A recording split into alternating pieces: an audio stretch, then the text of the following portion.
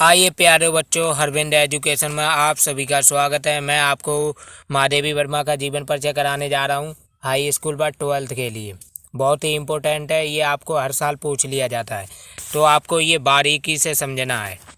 ठीक है। महादेवी वर्मा का जन्म सन 26 मार्च सन 1907 ईस्वी में उत्तर प्रदेश के फर्रुखाबाद नामक जिला में हुआ था। कई वर्षों के बाद परिवार में लड़की का जन्म होने से पिता ने उनको लड़कों की तरह ही पाला। किसकी तरह पाला बेटा? लड़के की तरह।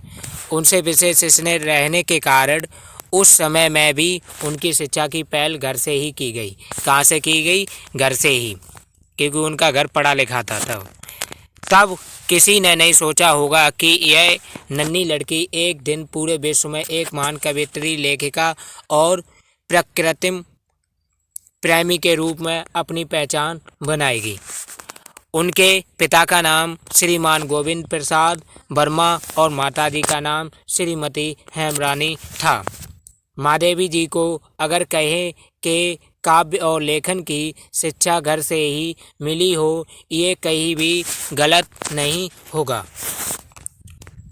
क्या नहीं होगा? गलत नहीं होगा। उनके नाना बहुत बड़े ब्रज भाषा के कवि थे। महादेवी वर्मा थी, इनके नाना कौन थे? ब्रज भाषा के बहुत ही बड़े कवि थे। तो माता भी हिंदी संस्कृत का कुशल ज्ञाता थी। इनकी माता जी को भी हिंदी संस्कृत का बहुत ही बड़ा ज्ञान था। आगे देखिए क्या कह रहे हैं। मात्र 7 वर्ष की आयु से ही उन्होंने काव्य रचना करना शुरू कर दिया। किसने कर दिया? महादेवी वर्मा ने।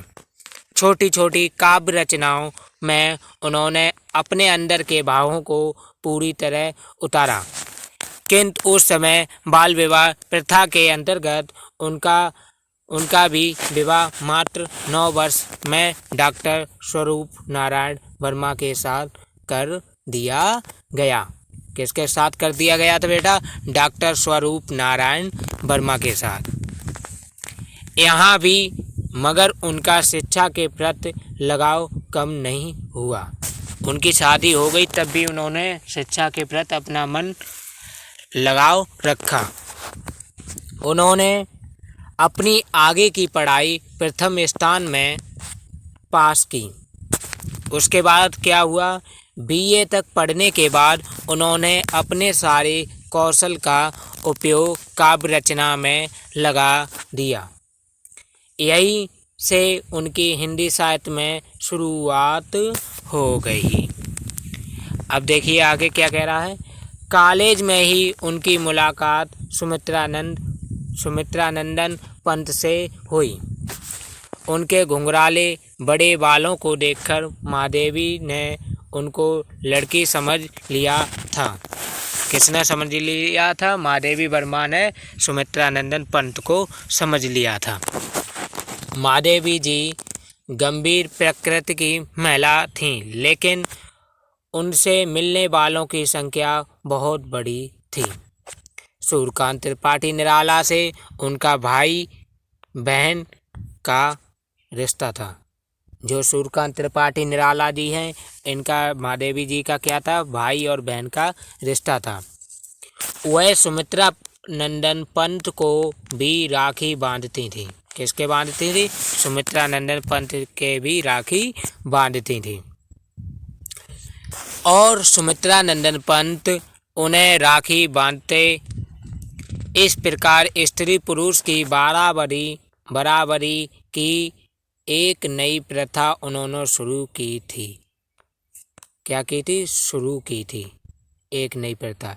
यूं तो उनके पिटारे में बहुत से रत्न थे, मगर उनकी मुख्य कविता संग्रह निहार, रश्मिनीरजा, सांदगीत, दीपशिखा, सप्तपर्णा, प्रथम आयाम और अग्निरेखा बहुत खास थे।